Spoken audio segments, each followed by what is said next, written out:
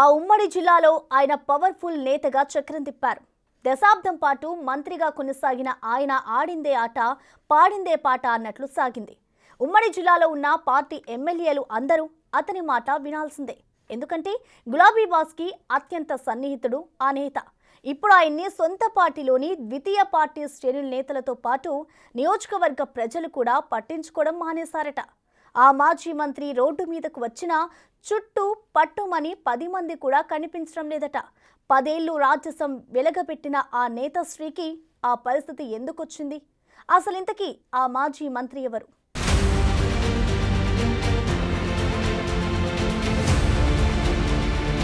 2023 సంవత్సరంలో జరిగిన సాధారణ ఎన్నికల్లో ఉమ్మడి నల్గొండ జిల్లాలో ఉన్న 12 అసెంబ్లీ నియోజకవర్గాల్లో ఒక సూర్యాపేట నియోజకవర్గం మినహా మిగతా 11 నియోజకవర్గాల్లో కాంగ్రెస్ పార్టీ అభ్యర్థులు విజయం సాధించారు. బీఆర్ఎస్ పార్టీ అభ్యర్థిగా సూర్యాపేట నుండి బరిలో నిలిచిన మాజీ మంత్రి జగదీష్ రెడ్డి హ్యాట్రిక్ విజయం సాధించారు. లాయర్ గా కెరియర్ ప్రారంభించిన జగదీష్ రెడ్డి టీఆర్ఎస్ లో చేరి తెలంగాణ ఉద్యమంలో హడావిడి చేశారు.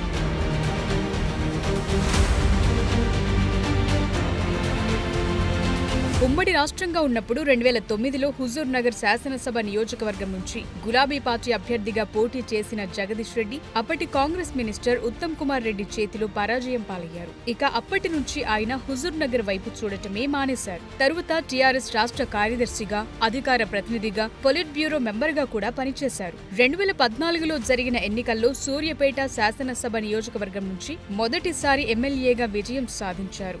2018 తెలంగాణ అసెంబ్లీ ఎన్నికల్లో సూర్యాపేట అసెంబ్లీ నియోజకవర్గంలో రెండోసారి గెలిచారు.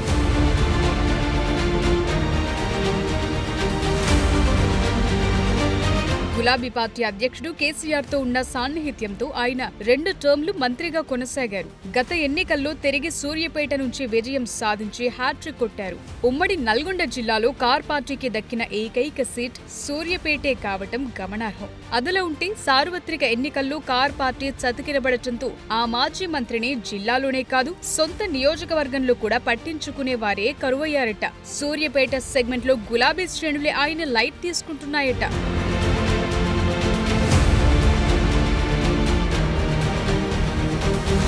పార్టీ అధికారంలో ఉన్నప్పుడు అన్ని తానే అన్నట్లు వ్యవహరించిన జగదీష్ రెడ్డి ఇప్పుడు చేతిలో పవర్ లేకపోయేసరికి నియోజకవర్గ ప్రజలతో తనకేం సంబంధం లేదన్నట్లు వ్యవహరిస్తున్నారట. గడిచిన సంవత్సర కాలంగా నియోజకవర్గంలో కేవలం పార్టీ పిలుపునిచ్చిన కార్యక్రమాల్లో పాల్గొనటం, ప్రెస్ మీట్లు పెట్టడం తప్ప బయట ప్రజలను కలవటం కానీ, వారి సమస్యలను పట్టించుకోవటం కానీ చేయటం లేదట. 3 సార్లు గెలిపించిన తమ పట్ల ఆయన వ్యవహరిస్తున్న తీరుతో నియోజకవర్గంలో ఎమ్మెల్యేపై ఆగ్రహావేశాలు వ్యక్తమవుతున్నాయి. కుల సంఘాలకు భవనాలు నిర్మిస్తానని మాటలు చెప్పి శిలాఫలకాలు వేసి 10 ఏళ్లు వాటిని పట్టించుకోలేదని వివిధ కుల సంఘాల నేతలు ఆయనపై ఫైర్ అవుతున్నారు.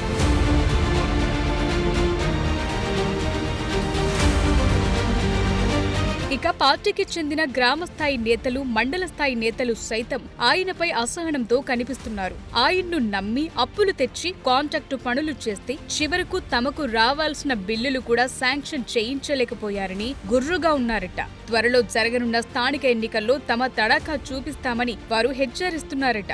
ఇక మరోవైపు కాంగ్రెస్ పార్టీ నియోజకవర్గ ఇన్ఛార్జిగా ఉన్న మాజీ మంత్రి దామోదర్ రెడ్డి ప్రభుత్వ సంక్షేమ పథకాలను ప్రజల్లోకి తీసుకుపోవడంతో పాటు ప్రభుత్వ కార్యక్రమాల్లో చురుగ్గా పాల్గొంటూ ప్రజలకు మరింత చేరువవుతున్నారు. దాంతో ప్రజలు ఆయన్ని తమ ఎమ్మెల్యేగా భావిస్తూ పనుల కోసం ఆయన దగ్గరికే వెళుతుండటం విశేషం. మరోవైపు జగదీష్ రెడ్డిపై అనేక అవినీతి ఆరోపణలు వస్తున్నాయి. మొత్తానికి సూర్యాపేటలో మాజీ మంత్రి జగదీష్ రెడ్డి డమ్మి ఎమ్మెల్యేగా మిగిలిపోయారన్న టాక్ వినిపిస్తోంది.